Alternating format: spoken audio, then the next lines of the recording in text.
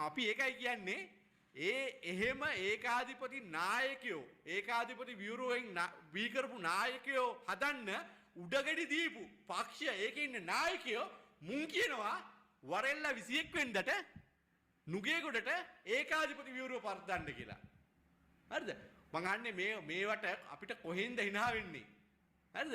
ඒ නිසා අපි කියන්නේ මේ සම්පූර්ණයෙන්ම අද අපි දන්නා වර්තමාන ජනාධිපතිවරයා අනුර කුමාර දිසානායක මහත්තයා පත් වෙලා තිනවා. අපි අහනවා ඔය මහත්වරුන්ගෙන් ජනාධිපතිවරයා ඒකාධිපතිවදියෙක් විදියට මේ රටට මේ වෙනකම් කරපු දෙයක් කියන්නකෝ. මොනවද කරලා තියෙන්නේ කියලා මේ රටේ මාධ්‍යවේදියෙකුට ගහලා තියෙනවද? අපි දැක්කනේ මේ මාධ්‍ය ආයතන වලට අත තියලා තියෙනවනේ. අපි දැක්කනේ රනිල් වික්‍රමසිංහ මහත්තයා මාධ්‍ය නියාමන පනත ගෙනල්ලා සමාජ මාධ්‍ය තහනම් කරන්න, සමාජ මාධ්‍ය නියාමනය කරන්න. අපි දැක්කනේ ආර්ථික පරිවර්තන පනත ගෙනල්ලා කරපු දේවල්. ඒතර අපි අහන වර්තමාන ජනාධිපතිවරයා. හරිද? අද ජනාධිපතිවරයාට උද්ඝෝෂණ පවත්වනවා, ගුරුවරු එළියට බහිනවා. හරිද? මාධ්‍යවේදීන් Tamanට ඕන විදිහට පෑන අසුරනවා. අද කාටත් එහෙම පහර